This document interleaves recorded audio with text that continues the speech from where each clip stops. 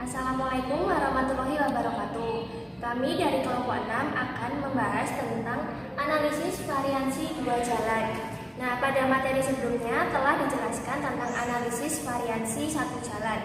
Nah, perbedaan dari keduanya yaitu jika analisis variansi satu jalan terdapat satu variabel bebas dan satu variabel terikat.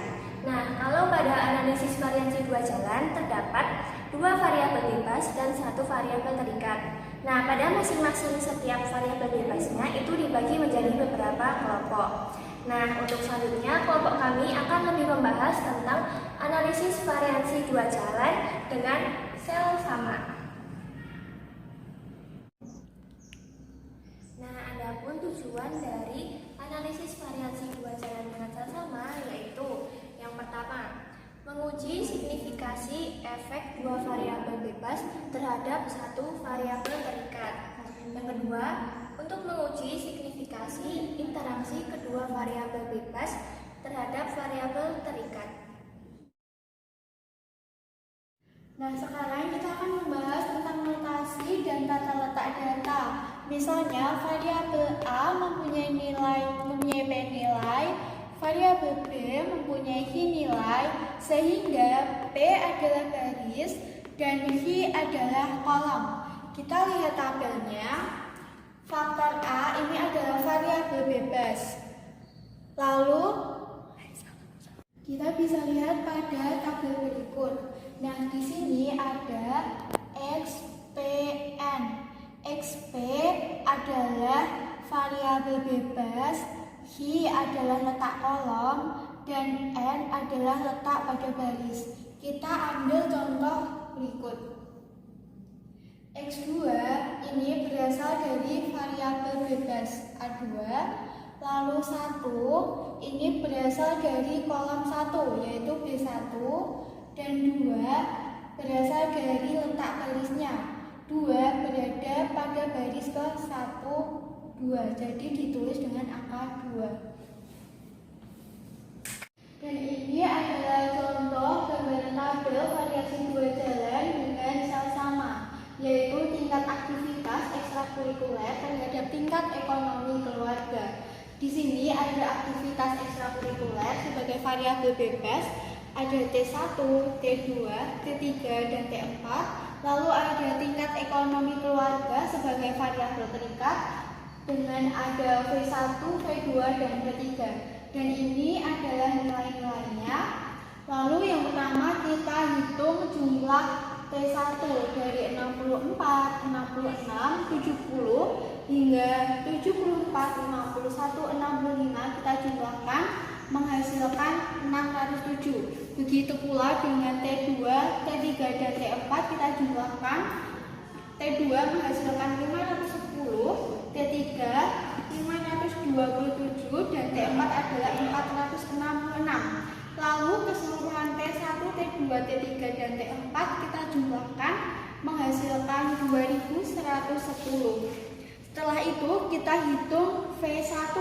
V1 dari 64 ke bawah hingga 46 kita jumlahkan menghasilkan 723. Untuk V2 hasilnya adalah 736 dan V3 hasilnya adalah 651. Lalu V1, V2, dan V3 kita jumlahkan hasilnya adalah sama yaitu 2110. Kita masuk ke model. Model memiliki rumus XIJK plus mu plus alpha I plus beta J plus alpha beta IJ plus EIJK. Dengan XIJK adalah data atau nilai ke K pada baris ke I dan kolom ke J. Untuk mu adalah rata dari seluruh data atau rata besar. Untuk alpha I sama dengan mu I min mu, yaitu efek baris ke I pada variabel terikat. Untuk beta J adalah mu J min mu, yaitu efek kolom ke J pada variabel terikat. Lalu untuk alpha beta IJ sama dengan mu IJ min mu min alpha I plus beta J, yaitu kombinasi efek baris ke-1 dan kolom ke-J pada variabel terikat. Dan ini EIJK adalah deviasi data XIJK terhadap rataan populasinya mu IJ yang berdistribusi normal dengan rataan I sendiri yaitu dari 1, 2, 3 dan seterusnya. J itu juga dari 1, 2, 3 dan seterusnya. K juga dimulai dari 1, 2, 3 dan selanjutnya.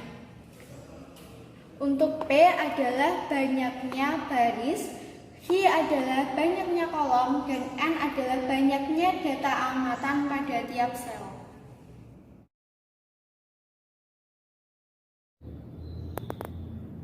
Nah, yang selanjutnya yaitu contoh penerapan dari model tersebut. Nah, di sini diketahui data populasi seperti pada tabel berikut ini. Nah, dari tabel di atas dapat dilihat bahwa alfa 1 sama dengan mu 1 dikurangi mu sama dengan 13 dikurangi 12 sama dengan 1. Alfa 2 sama dengan mu 2 dikurangi mu sama dengan 11 dikurangi 12 sama dengan min 1. Yang selanjutnya yaitu beta 1 sama dengan mu 1 dikurangi mu sama dengan 9 dikurangi 12 sama dengan min 3. Beta 2 sama dengan mu 2 dikurangi mu sama dengan 11 dikurangi 12 sama dengan min 1.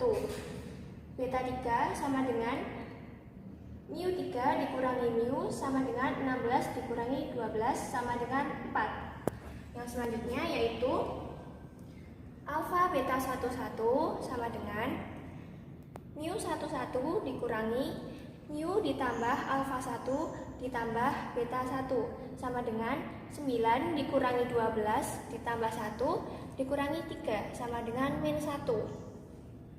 Selanjutnya yaitu alfa beta 21 sama dengan mu 21 dikurangi mu coseno.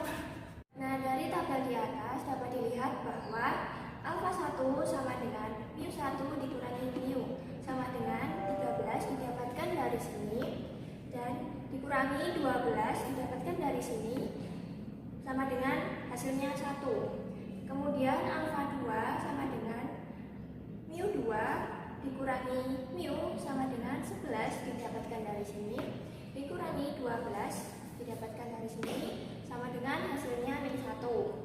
Kemudian untuk beta 1 sama dengan mu 1 dikurangi mu sama dengan 9 didapatkan dari sini dikurangi 12 didapatkan dari sini sama dengan min 3. Begitu pula cara untuk menghitung beta 2 dan beta 3.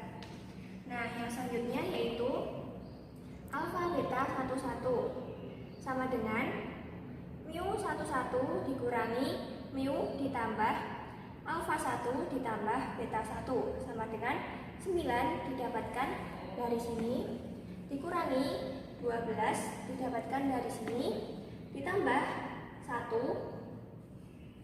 didapatkan dari sini dikurangi 3.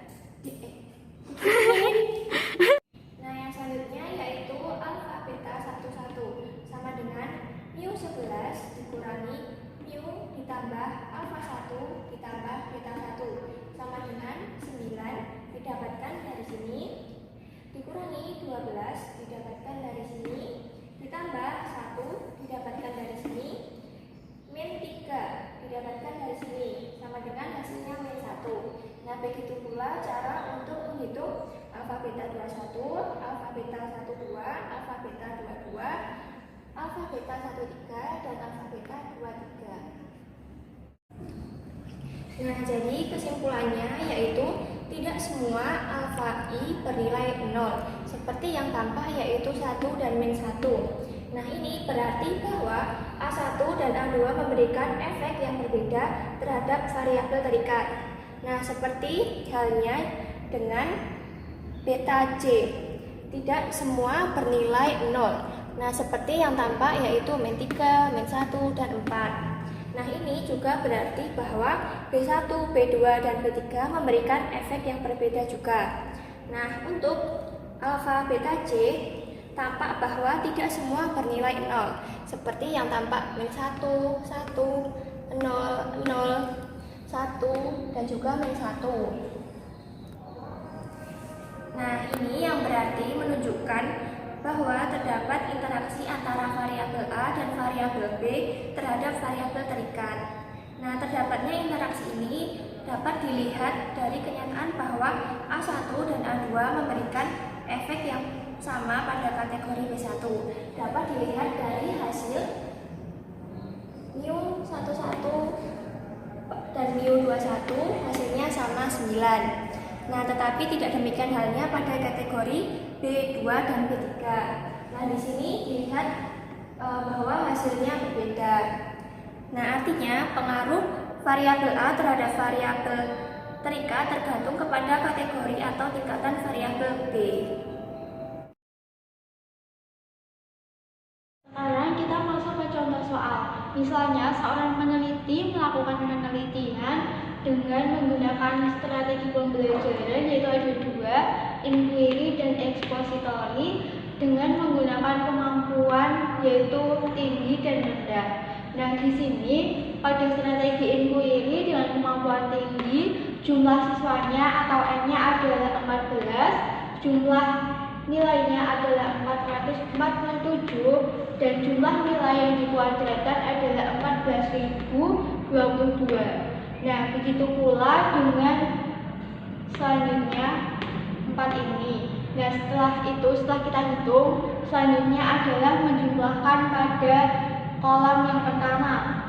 N-nya kita jumlahkan menghasilkan 31, sigma X-nya kita jumlahkan menjadi 927, dan sigma X kuadrat kita jumlahkan menjadi 27.592. Untuk yang kedua hasilnya adalah ini, N-nya 41, sigma X-nya ada 1060, sigma X kuadratnya 27.816. Lalu kita jumlahkan yang baris pertama, menghasilkan N-nya 34, sigma X-nya ada 957, dan sigma X kuadrat dijumlahkan menjadi 27.327. Pada baris kedua menghasilkan N-nya 38, sigma X 1030, dan sigma X kuadrat 28.081. Jika kita jumlahkan keduanya menghasilkan N yang sama yaitu 72, sigma X 1987, dan sigma X kuadrat adalah 55.408. Sekarang kita masuk ke hipotesis. Hipotesis yang pertama, H0-nya mu A1 sama dengan mu A2, berarti strategi pembelajaran inquiry dengan expository itu tidak mempengaruhi hasil belajar siswa. Lalu HA-nya mu A1 tidak sama dengan mu A2, berarti strategi pembelajaran inquiry dan expository-nya mempengaruhi hasil belajar siswa. Lalu hipotesis yang kedua, H0-nya mu B1 sama dengan mu B2, ini berarti kemampuan awal yaitu tinggi dan rendah mempengaruhi hasil belajar siswa, dan HA-nya mu B1 tidak sama dengan mu B2, berarti kemampuan awalnya tinggi dan rendah itu mempengaruhi hasil belajar siswa. Lalu yang terakhir adalah hipotesis 3, H0-nya AB11 sama dengan AB12 sama dengan AB21 sama dengan AB22 sama dengan 0. Berarti tidak ada interaksi antara strategi pembelajaran dan kemampuan awal dalam mempengaruhi hasil belajar siswa.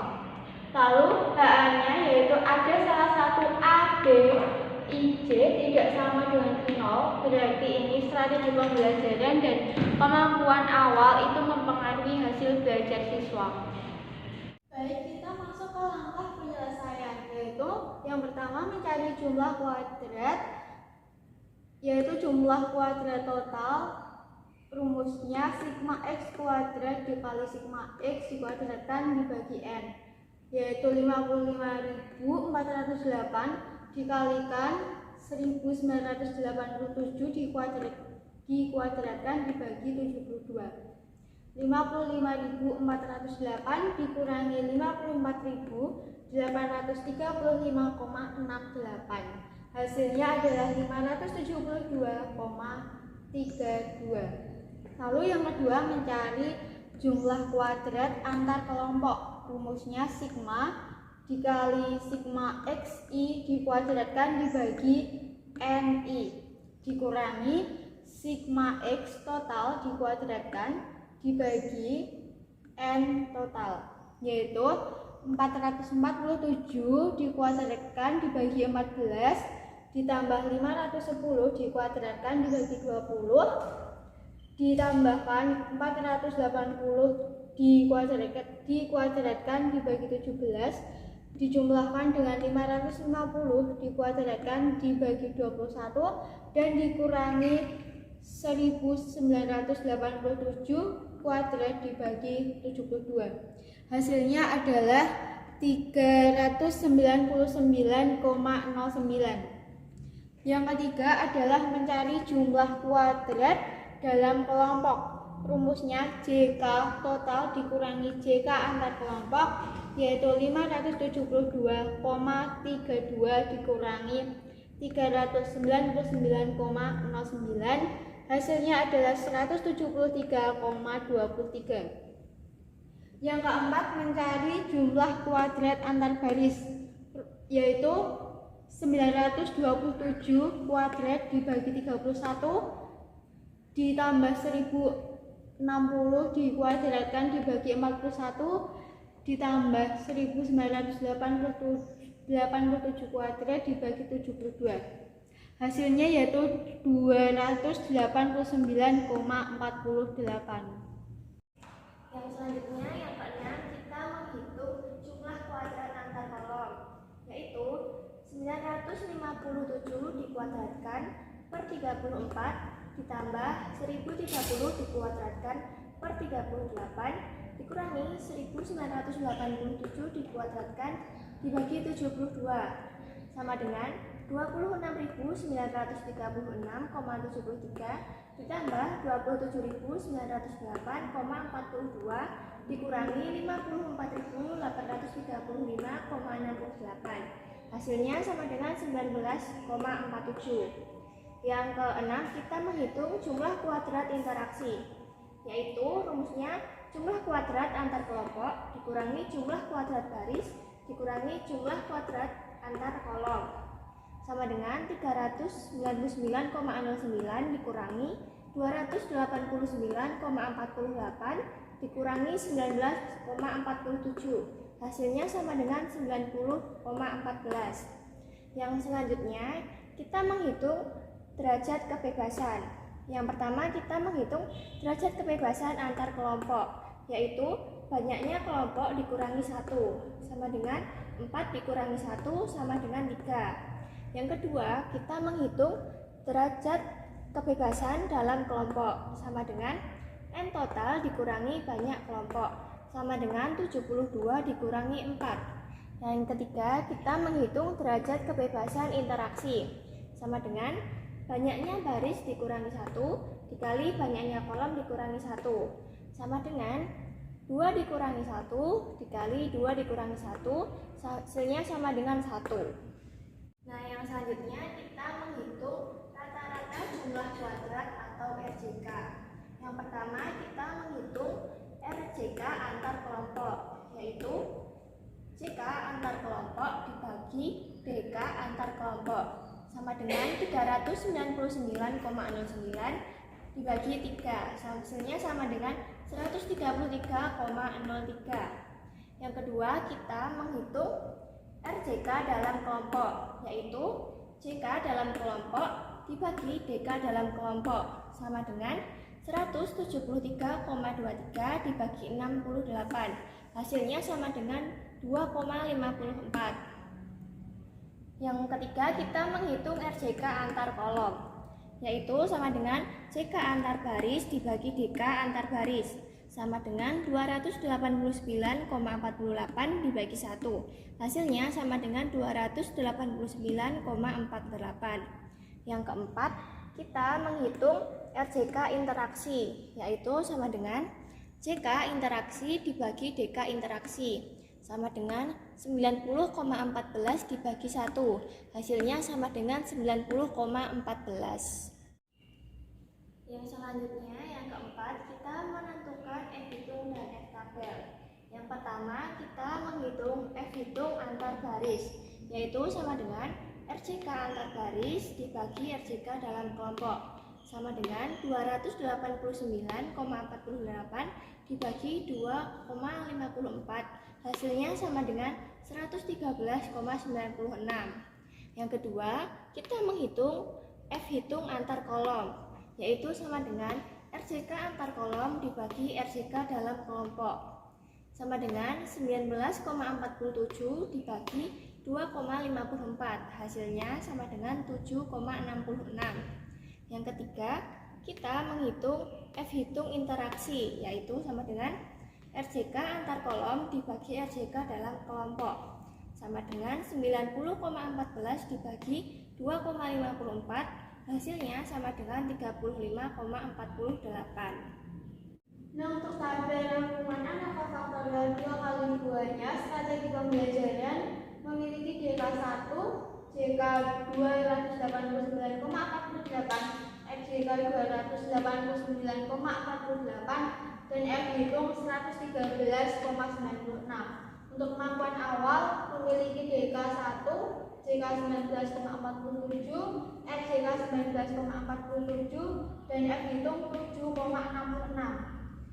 Untuk interaksinya, DK-nya 1, JK-nya 90,14, FJK-nya 90,14, F hitungnya 35,48. Untuk galatnya yaitu 68, JK-nya 173,23, dan FJK-nya 2,54. Untuk total DK-nya adalah 71, total JK-nya adalah 527,32. Nah, berdasarkan pencarian dari perhitungan dari F tabel didapatkan 3,984. Nah, dari sini dapat disimpulkan bahwa F hitung lebih besar dari F tabel. F hitung strategi pembelajaran lebih besar dari F tabel. Kemampuan awal juga lebih besar dari F tabel, dan F hitungnya interaksi juga lebih besar dari F tabel. Jadi hipotesis pertama, kedua, dan ketiga ini diterima. Dapat disimpulkan bahwa tidak ada perbedaan hasil belajar siswa yang diajar dengan strategi pembelajaran inquiry dan expository. Yang kedua, tidak ada perbedaan hasil belajar siswa antara siswa dengan kemampuan awal tinggi dan siswa dengan kemampuan awal rendah. Dan yang terakhir adalah tidak ada interaksi antara strategi pembelajaran dan kemampuan awal dalam mempengaruhi hasil belajar.